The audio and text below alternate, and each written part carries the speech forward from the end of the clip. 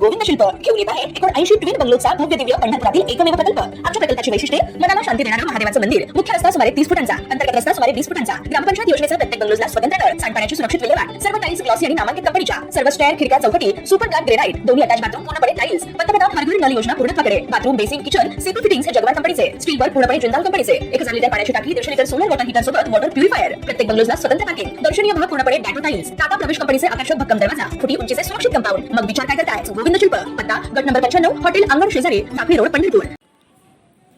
सांगली जिल्ह्यातील आटपाडी तालुक्यातून माणुसकीला काळीमा फासणारी एक अत्यंत अमानुष आणि धक्कादायक घटना समोर आली आहे। तालुक्यातील शेटफळे गावामध्ये अज्ञात चोरांनी एका वृद्ध महिलेच्या घरात घुसून तिच्या अंगावरील दागिने लुटले आणि त्यानंतर पुरावा नष्ट करण्यासाठी तिला जिवंत पेटवून दिले। या जीवघेणी हल्ल्यात गंभीर भाजलेल्या वृद्ध आजीचा सांगली येथील शासकीय रुग्णालयात उपचारादरम्यान दुर्दैवी मृत्यू झालाय। मालन मारुती जाधव असे या घटनेत मृत्यू झालेल्या दुर्दैवी आजीचे नाव आहे। या अमानुष कृत्यामुळे संपूर्ण सांगली जिल्ह्यातून तीव्र संताप व्यक्त होत असून नराधम आरोपीला तात्काळ फाशी देण्याची मागणी केली जाते।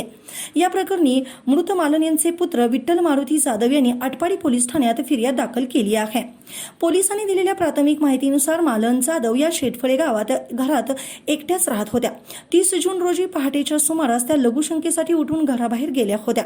त्या बाहेरून परत घरात येत असतानाच अंधाराचा फायदा घेऊन दबा धरून बसलेल्या अज्ञात चोरट्यांनी त्यांच्या पाठोपाठ घरात प्रवेश केला। चोरट्यांनी घरात घुसताच मालन आजीवर हल्ला केला आणि त्यांच्या अंगावर असलेले सोन्याचे दागिने जबरदस्तीने हिसकावून घेतले। आजीने प्रतिकार करण्याचा प्रयत्न केला असता किंवा आपली ओळख पटेल या भीतीने पुरावा नष्ट करण्याच्या उद्देशाने क्रूर चोरट्याने आजीच्या अंगावर ज्वलनशील पदार्थ टाकून त्यांना थेट जिवंत पेटवून दिलं आणि ते पसार झाले। आगीच्या विळख्यात सापडलेल्या आजीचा आरडाओरडा ऐकून आजूबाजूचे लोक धावून आले।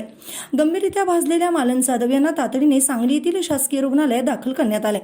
डॉक्टरांनी त्यांना वाचवण्याचे शर्थीचे प्रयत्न केले, मात्र प्रकृती अत्यंत चिंताजनक असल्याने अखेर उपचारादरम्यान त्यांची प्राणज्योत मालवली। ताज्या घडामोडी पाहण्यासाठी आमच्या YouTube चॅनलवरील PVR म्हणजेच पंढरी वार्ता या न्यूजला सबस्क्राइब करा आणि शेजारील बेल आयकॉनवर क्लिक करा।